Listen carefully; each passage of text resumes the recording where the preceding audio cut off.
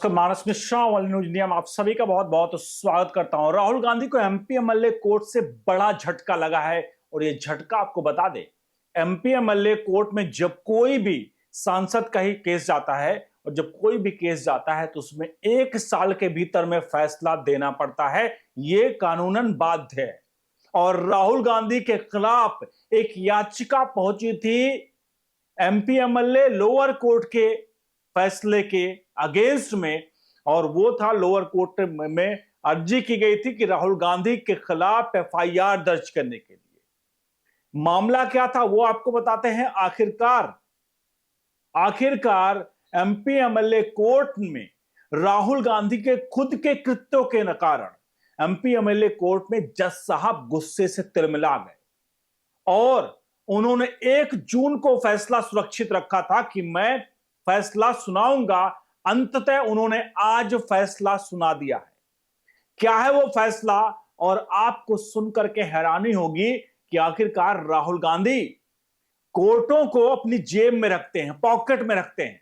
इनको लगता है कि भैया हमें तो सुप्रीम कोर्ट कुछ नहीं कहता, तो lower court MP MLA court की क्या औकात। आपको इस खबर को देखने के बाद आप खुद कहेंगे वाकई में कि राहुल गांधी जो संविधान लेकर के गली गली घूमते हैं और कहते हैं कि मोदी सरकार संविधान का खत्म कर देगी, और वही संविधान की किस प्रकार से धज्जियां उड़ा रहे हैं कोर्ट परमिसेस में, आज आपको यह पता चलेगा कोर्ट परमिसेस में उन्होंने किया है काम। तो चलिए बढ़ते हैं खबर की तरफ। पूरे प्रकरण पर अपनी राय प्रतिक्रिया जरूर दीजिएगा और वीडियो को लाइक शेयर जरूर करेगा। जो प्रकरण था वो प्रकरण था राम को काल्पनिक बताने वाला। हमने खबर पहले भी बताई थी, जहां पर अमेरिका के बोस्टन यूनिवर्सिटी में भाषण दे रहे थे, जहां पर इन्होंने कहा कि भैया राम काल्पनिक है, जिसको लेकर के लोअर कोर्ट में जाकर के एक याचिका दायर की गई थी और लोअर कोर्ट ने उस याचिका को खारिज कर दिया था। उसके बाद मामला एमपी एमएलए कोर्ट पहुंचता है। एमपी एमएलए कोर्ट में जज साहब इस मामले को सुनवाई होगी या नहीं होगी, इस योग्य के लिए फैसला होना था। अब इस पूरे मामले पर राहुल गांधी को नोटिस पे नोटिस जारी किया जाता है, यानी राहुल गांधी इसमें 3 नोटिस जारी होते हैं। पहला नोटिस जारी होता है, वक्त दिया जाता है, राहुल गांधी की तरफ से कोई नहीं आता। दूसरा तारीख आती है, फिर दूसरा नोटिस जारी होता है, राहुल गांधी की तरफ से कोई नहीं आता। तीसरा नोटिस जारी होता है, तीसरे नोटिस पर भी अदालत पहुंचते हैं, लेकिन राहुल गांधी की तरफ से कोई नहीं आता। अंततः एक तारीख आती है और जज साहब कहते हैं अब इस आदेश को सुरक्षित रखते हैं। अब समझिए पूरे प्रकरण को।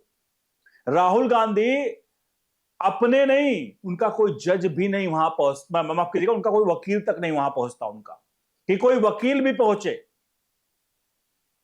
ये वही राहुल गांधी, आपको ज्ञात करिए कि आखिरकार क्यों सबको पॉकेट में समझते हैं देश भर के जज सुप्रीम कोर्ट को। इनको लगता है कि इनके खानदान की सरकार है और जैसे इनका सिस्टम इनका है, इसलिए कुछ भी करेंगे। इनके ऊपर इनको 2 साल की सजा हुई थी, याद करिए। गुजरात हाईकोर्ट में 2 साल की सजा हुई थी, एक जज साहब ने सजा सुनाई थी। अब इस जज साहब का क्या होगा हम नहीं जानते हैं, क्योंकि अभी आज ही फैसला आया है। हो सकता है फैसला रातों रात पलट दिया जाए, इसलिए इस बात का डर है कि हो सकता है फैसला रातों रात पलट दिया जाए, क्योंकि राहुल गांधी के खिलाफ जब भी कोई फैसले आते हैं वो रातों रात पलटे हैं। आपको पता होगा कि अभी आपको ज्ञात होगा, जब अभी राहुल गांधी की नागरिकता को लेकर के लखनऊ इलाहाबाद कोर्ट की, लखनऊ हाई कोर्ट की लखनऊ बेंच में एफआईआर और सीबीआई जांच के आदेश हो गए। 24 घंटे के भीतर एफआईआर पर स्टे लगाया गया और 72 घंटे के अंदर जज साहब ने केस छोड़ दिया। अब यही मामला क्या एमपी एमएलए कोर्ट में भी आने जा रहा है क्या?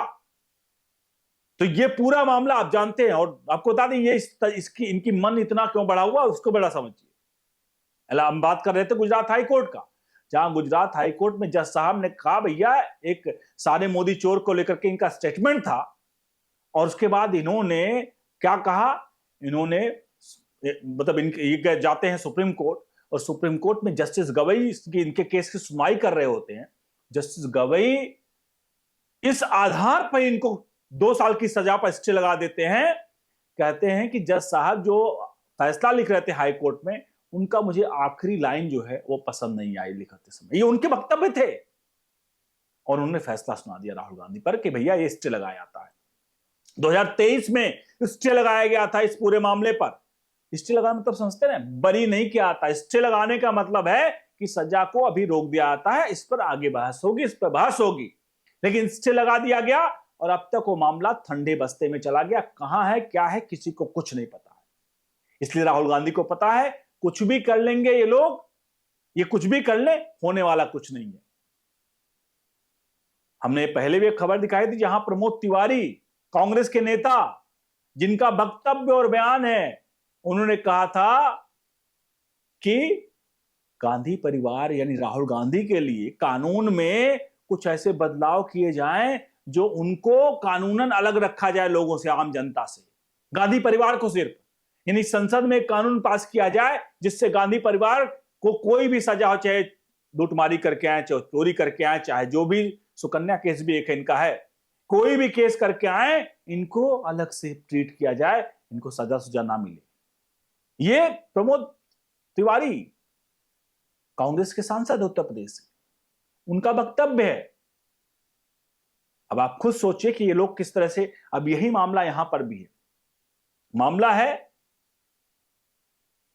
वाराणसी के एमपीएमएलए कोर्ट का, जहां जज साहब ने आदेश तो दे दिया है। जज साहब ने आदेश क्या दिया है कि जो निचली कोर्ट थी जिसने फैसले को, याचिका को रद्द किया है कि सुनवाई नहीं होगी, सुनवाई योग्य नहीं है, फिर से सुनवाई के आदेश दिए हैं। राहुल गांधी ने बोस्टन में, मतलब अमेरिका में किसी यूनिवर्सिटी में जाकर बोल रहे थे और वहां पर उन्होंने कहा कि भगवान राम काल्पनिक है। उनका चित्रण के बारे में बताया, वो काल्पनिक है, उसके इतिहास में सिर्फ उनका कोई अस्तित्व नहीं है। एक बार राहुल गांधी जरा बता देंगे कि राहुल गांधी, जिसके लिए इनका दिल धड़कता है, जिसके लिए इनकी पार्टी कहती है कांग्रेस उनकी पार्टी है, क्या उनके लिए भी, उनके जो लोग हैं, उनके धर्म के लोग हैं, उनके लिए भी क्या कोई शब्द इस प्रकार की टिप्पणी कह सकते हैं कि काल्पनिक है? मैं किसी धर्म को लेकर यहां नहीं सामने रख रहा हूं, आप समझ जाओगे मैं किसकी बात कर रहा हूं, जिसके लिए राहुल गांधी भिड़ते लड़ते हैं और कहते हैं कांग्रेस उनकी पार्टी है। क्या आपको लगता है कभी ये कहेंगे कि वो काल्पनिक है? और भगवान राम के लिए सुप्रीम कोर्ट में हलफनामा देने वाला यही व्यक्ति है, यही व्यक्ति है कि भगवान राम काल्पनिक है। सुप्रीम कोर्ट में हलफनामा देने वाला यही व्यक्ति इसकी मां सोनिया गांधी और यही लोग थे। आप खुद सोचिए। अब सबसे बड़ा यहां डर इस बात का है, मन में भय, चिंता व्याप्त है कि अभी तो फैसला आज ही आया है और क्या पता रातों रात, अभी तो वहां से 2 घंटे ही बीते होंगे फैसला लिखे जाने पर, क्या पता इस फैसले को लेकर के रात भर में जज साहब को पलटना पड़े, क्योंकि जज साहब को भी डर होता है। लेकिन सबसे बड़ा मन में एक सवाल आता है कि क्या ऐसे केसेस हमने देखे थे जहां अतीक अहमद के केस को लोग छोड़ते थे, अतीक अहमद के केस को छोड़ते थे डर के मारे जज साहब, या तो राहुल गांधी के केस को छोड़ने लगे। भाई क्या मतलब, ऐसा क्या कारण है? और तब छोड़ रहे हैं जब उनको आदेश दे देते हैं भैया एफआईआर दर्ज हो और सीबीआई जांच हो।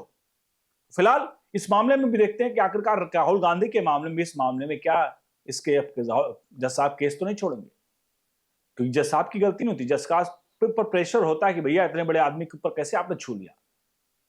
आप इस पूरे प्रकरण पर अपनी राय प्रतिक्रिया जरूर दीजिए। फिलहाल जो इस पूरे मामले पर, जो काल्पनिक मामले पर जिन्होंने बोस्टन यूनिवर्सिटी में बोला था, उसको लेकर के पुनर्याचिका, मतलब इसको लेकर के फिर से सुनवाई का आदेश दे दी गया एमपीएमएलए कोर्ट द्वारा, यानी कि जो पुराना फैसला था वाराणसी कोर्ट का, लोअर कोर्ट का, उसको रद्द करते हुए फिर से सुनवाई की जाएगी और एफआईआर दर्ज करने के जो उसमें आदेश की बात की गई थी कि एफआईआर दर्ज हो, अब उस पर सुनवाई करके आगे का मामला देखा जाएगा। बहरहाल आने वाले वक्त में क्या होगा संशय है, केस ऐसे रहेगा, इस पे कुछ और होगा या जज केस छोड़ेंगे, बड़ा सवाल है। बहुत बहुत धन्यवाद।